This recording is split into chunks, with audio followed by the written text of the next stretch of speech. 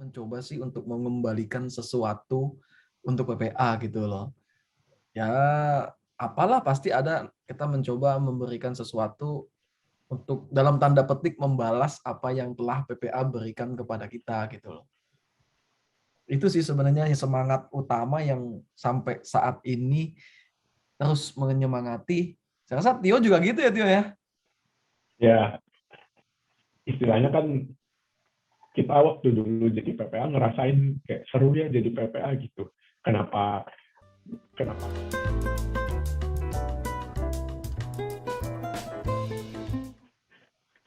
Sekarang kita bakal ke masa-masa di mana Koko tuh udah mau lulus PPA nih.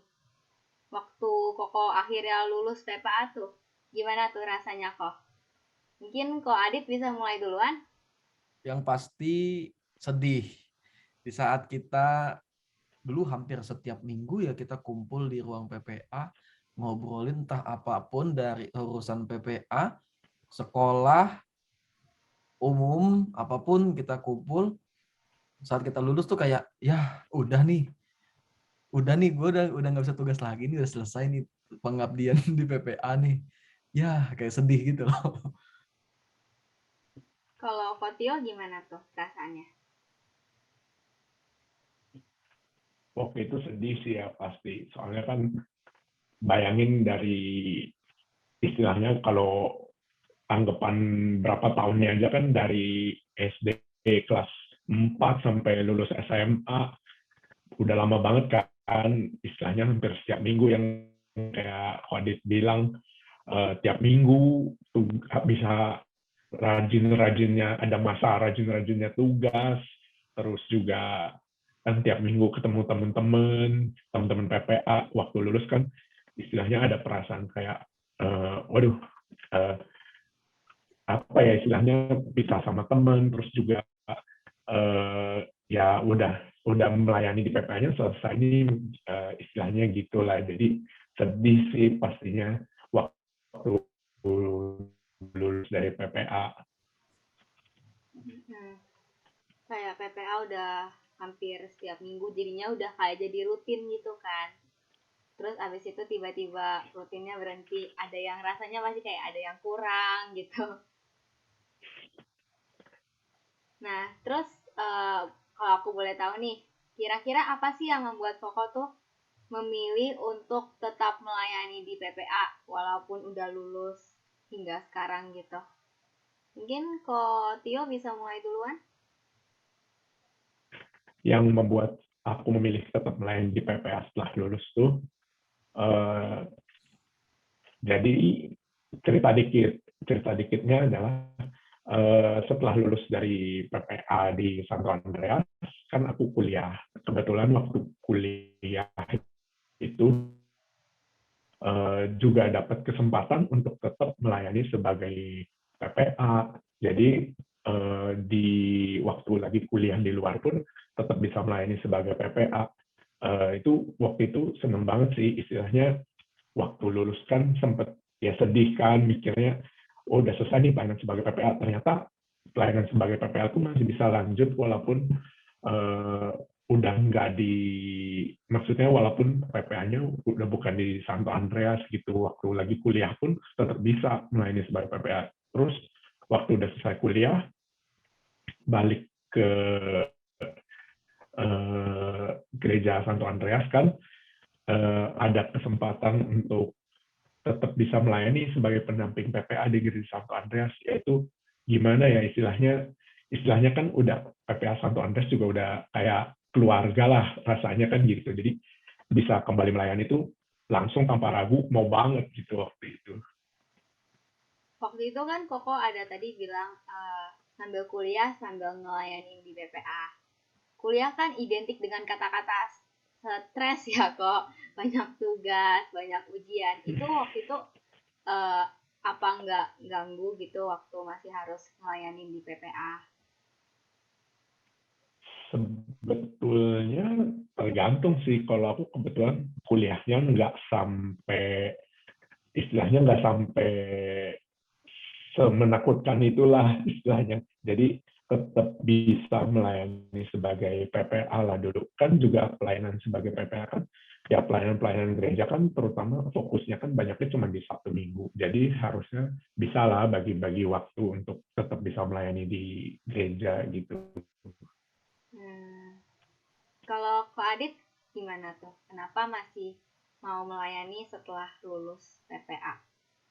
Sama kayak Kotio, kalau kita udah di dalam sebuah keluarga dan kita sangat nyaman gitu ya, mau kemana lagi?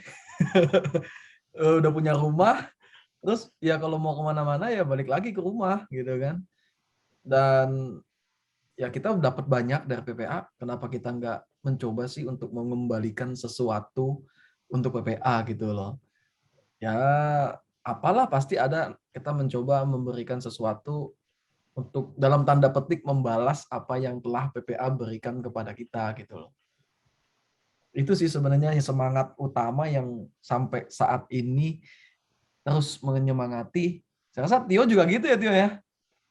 Ya, istilahnya kan kita waktu dulu jadi PPA ngerasain kayak seru ya jadi PPA gitu. Kenapa enggak gitu, setelah kita lulus pun kita mau semua anggota PPA yang ada sekarang tuh tetap bisa ngerasain keseruan yang kita rasain dulu gitu istilahnya. Jadi kalau kita masih bisa, selama kita masih punya kesempatan untuk melayani, kenapa enggak gitu. Jadi rasanya gitu sih. Berarti lebih kayak ke sharing gitu ya, biar anggota PPA yang baru tuh bisa ngerasain keseruan yang sama yang Ko Tio sama Ko Adit tuh alamin waktu jadi PPA dulu gitu. Bagaimana dulu alumni senior sangat ramah sama kita. Kenapa sih nggak kita juga sekarang mencoba ramah kepada adik-adik kita gitu kan? Kayak dulu gue dapat itu dan gue mau adik-adik gue tuh di PPA yang sekarang juga merasakan itu gitu loh. Nah, sekarang aku bakal minta pendapat Ko Adit sama Ko Tio nih. Kira-kira kenapa sih orang harus ikut PPA? Mungkin Ko Adit bisa mulai duluan? Kenapa orang harus ikut PPA? Kalian bisa belajar banyak dengan ikut PPA. Bisa belajar tentang kehidupan, bisa belajar tentang pribadi, bisa juga belajar tentang iman yang paling penting. Bagaimana kita menumbuhkan iman, bagaimana kita bisa semakin mencintai Ekaristi karena kita semakin dekat dengan kurban yang dipersembahkan itu. Kapan lagi nggak semua anak-anak, nggak semua orang bisa naik turun jalan-jalan di altar, deket-deket duduk dekatan dengan tabernakel, tempat yang sangat suci, kalau bukan menjadi PPA. Kapan lagi kita bisa pegang-pegang benda-benda rohani, benda-benda perayaan Ekaristi, kalau bukan menjadi PPA. Iya, aku dulu sebelum jadi PPA juga kalau ke gereja tuh suka males gitu. Soalnya nggak ada apa ya, nggak ada excitementnya gitu di sana. Tapi abis jadi PPA belum ada 2 bulan lah, tapi udah berasa banget gitu ke gereja jadinya seneng, ada motivasinya gitu, rasanya kayak deket sama Tuhan. Alhamdulillah.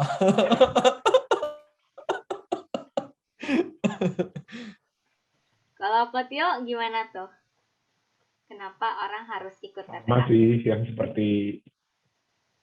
sama seperti yang Pak Adit bilang sih, karena dari ikut PPA tuh belajar banyak banget, bisa soal terutama belajar soal pertumbuhan iman pribadi kita, karena itu yang paling penting dari ikut PPA. Tapi juga di luar itu belajar banyak soal apa ya istilahnya, banyak hal lah, soal tanggung jawab, soal bagaimana berinteraksi sama teman-teman, sama yang usianya lebih tua, yang usianya lebih muda. Itu belajar banyak banget di PPA.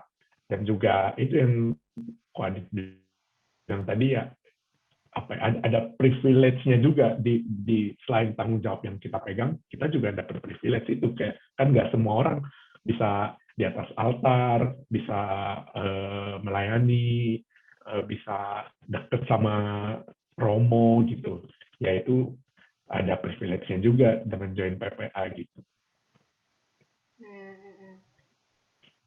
Nih aku mau minta pendapat lagi nih kok. Kira-kira apa sih yang kurang dari PPA sekarang dan apa yang bisa dikembangin gitu dari PPA sekarang? Mungkin kok Adit bisa jawab duluan. Apa yang kurang dari PPA? Mungkin PPA kedepannya harus lebih apa ya, lebih mandiri mungkin dalam pelayanan di altar, harus melihat kebutuhan misa itu butuhnya apa. Maksudnya banyak hal yang tidak dilatih di altar itu terjadi. Banyak banget hal-hal yang memang kita tidak pernah duga, tahu-tahu itu terjadi di altar, dan kita masih improvisasi sendiri tanpa perlu kita ngomong sama temen, ini gini ya, nggak bisa karena kita di depan, kita udah bukan bukan untuk saatnya ngobrol-ngobrolin hal itu. Harapannya dengan PPA lebih mandiri, anak-anak di altar bisa lebih luas ya, lebih lebih enak. Jadi Romo pun dilayaninya lebih lebih enak gitu sih kalau menurutku. Setuju. Kalau Kotio gimana pendapatnya? Eh, Kalau aku lebih ke mungkin karena zamannya juga udah beda ya, udah kayak orang tua banget ya ngomongnya. Tapi kalau yang aku lihat sih mungkin karena ya itu zaman juga udah beda. Kalau zaman apa istilahnya dulu kan hiburan anak-anak juga belum banyak kan, paling nonton TV, HP juga dulu HP-nya cuma bisa telepon sama SMS, nggak ada sosial media segala macam. Jadi mungkin apa ya istilahnya waktu untuk pelayanannya tuh bisa lebih fokus gitu istilahnya. Jadi kalau hari Sabtu Minggu ya pelayanan tuh sebuah hal yang seru buat kita. Jadi bukan cuma soal tugas di gereja, tapi maksudnya untuk ketemu sama teman-teman PPA, join di pelayanannya, di acaranya gitu. Jadi kalau aku sih paling PPA sekarang harus lebih aktif. Kalau soal tugas sih udah oke, menurutku udah bagus. Malah dibanding zaman aku dulu, misa-misa sekarang PPA-nya udah nggak ada lagi tuh khawatir istilahnya PPA-nya nggak ada nih, PPA-nya nggak ada gitu. Kalau secara tugas PPA-nya sih sudah oke, tapi secara sosial di luar tugas itu maksudku yang kayak harus lebih aktif ikut acara-acaranya, harus lebih mau untuk terlibat dalam kepanitiaan atau kepengurusan acara-acara PPA. Kalau aku paling itu sih. Mungkin karena apa ya, kalau nggak cuman misa doang atau tugas doang yang bisa bikin kita makin dekat sama Tuhan, tapi dari acara-acara itu juga kita bisa lebih mengenal Tuhan, lebih dekat sama Tuhan, bisa lebih kenal sama sesama teman-teman juga gitu ya. Ya, karena pasti dalam Benar-benar. setiap acara PPA itu pasti ada hal-hal yang kita berikan untuk menambah iman, itu pasti harus ada. Dan itu selalu ada di acara-acara PPA. Nih, aku mau minta tips dan trik lagi nih kok. Di masa pandemi ini kan kebanyakan misanya online. Misa online sama misa offline kan bedanya jauh banget. Gak ada apa ya, kalau misa offline tuh bisa tenang gitu rasanya, kayak deket sama Tuhan. Tapi karena misa online tuh nggak bener-bener nggak berasa apa-apa gitu. Kira-kira di masa pandemi ini, terutama kalau kita misa online ya, apa sih yang mungkin bisa kita lakuin supaya kita tuh lebih semangat, lebih ada niat buat ikut misa? Mungkin Kotio bisa mulai duluan. Kalau dari aku sih ya,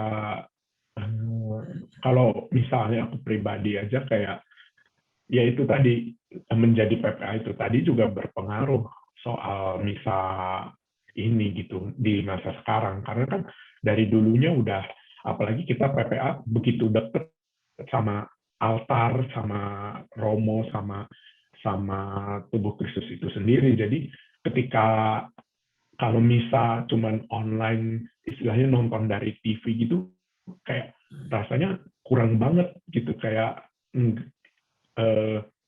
kurang lah, ada yang kurang lah. Jadi kalau misa secara langsung, misa offline tuh apa ya, ada perasaan kesenangan tersendiri gitu, bisa hadir di gereja secara langsung, bisa menyaksikan ekaristi secara langsung gitu. Kalau dari aku sih paling itu sih yang menjadi penyemangat kenapa kita tetap harus rajin misa gitu. Tapi dari kesadaran diri sendiri ya kok. Mm-mm. Kalau kok Adit gimana pendapatnya? Menurutku ya memang misa online ini memang ya nggak apa ya, sehikmat misa offline memang. Jadi kalau memang bisa dan memungkinkan ya misa offline. Misa offline aja gitu kan. Tapi kalau sekiranya kita kesulitan di masa pandemi ini dan kuota pun terbatas dan lain-lain itu, menurutku yang paling gampang untuk meningkatkan niat kita untuk ikut misa adalah gue mau bersyukur gitu loh. Sekian banyak waktu gue lalui untuk lihat TikTok, buka YouTube, kerja, belajar, tapi kok tinggal buka YouTube, klik misa, kok gue susah. Padahal gue nggak perlu yang namanya datang 1 jam sebelum misa, 30 menit sebelum misa, rebutan supaya bisa tugas atau segala macam. Enggak kok, kita semua udah diundang, undangannya udah dibagiin sama Tuhan. Nih, ikut deh, ya kan? Ya supaya kita niat untuk ikut misa ya, gue mau bersyukur gitu loh. Bersyukur atas apa?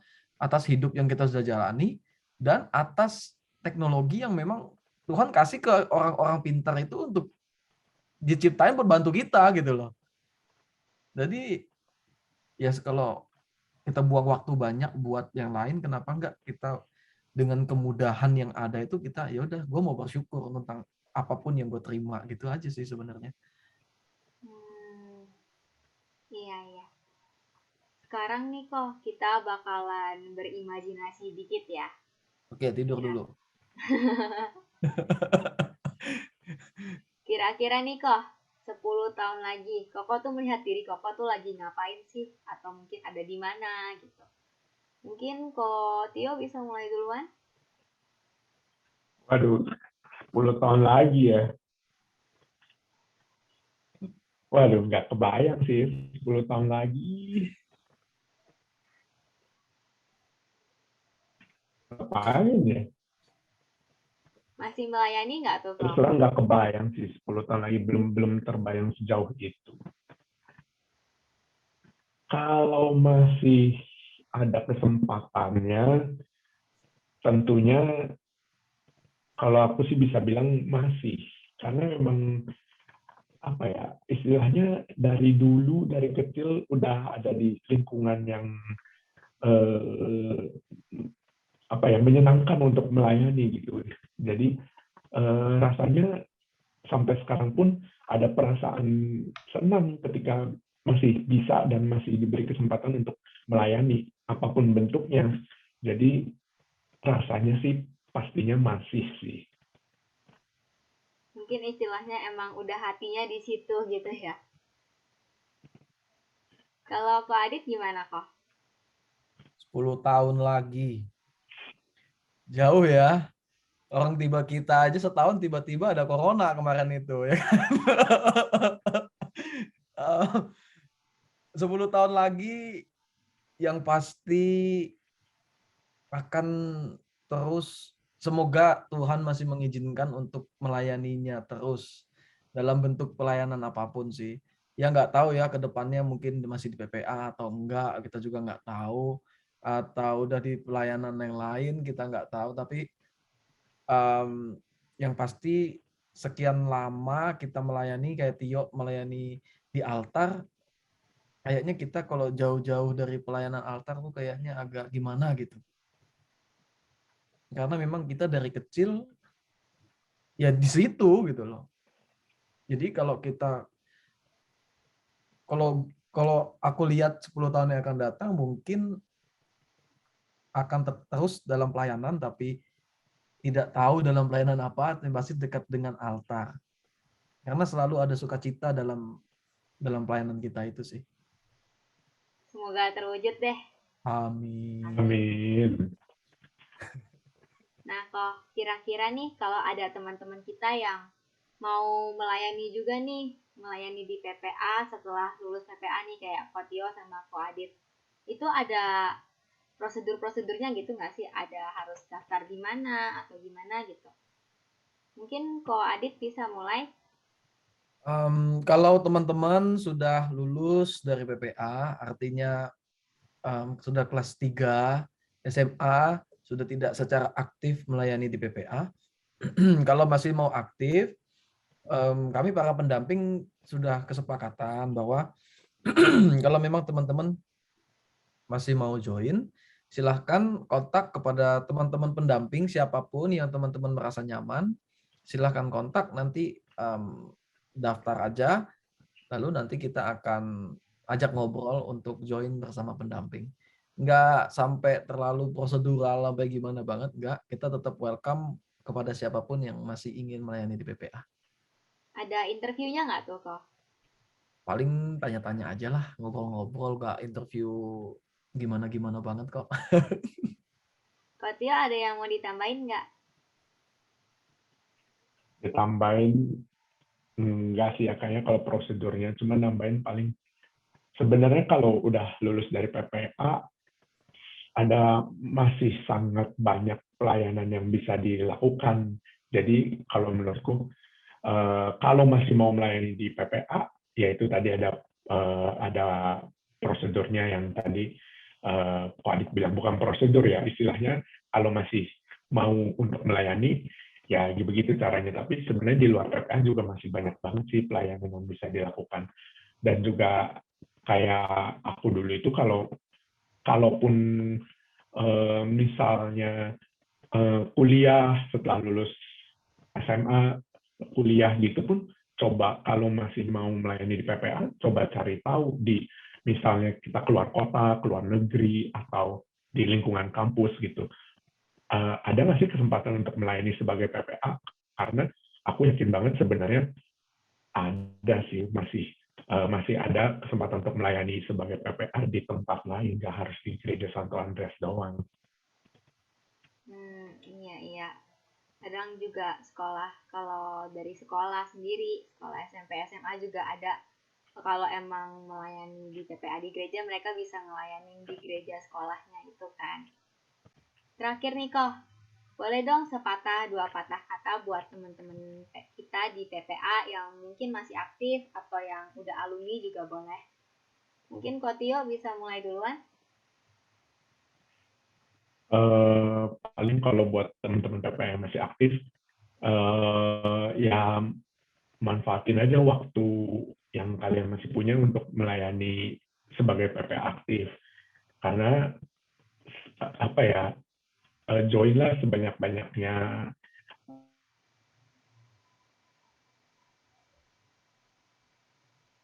Apa ya, tanpa kalian sadar nantinya kayak momen-momen itu menyenangkan banget, kayak berharga banget. Jadi selama kalian masih bisa melayani di PPA sebagai PPA aktif maupun di tugas-tugas gerejanya ataupun acara-acara di luar tugas, join aja, itu bakal menjadi momen-momen yang seru sih untuk teman-teman yang udah lulus. Ya paling dimanapun kalian berada, selama masih ada kesempatan untuk melayani, tetap melayani Tuhan selalu sih.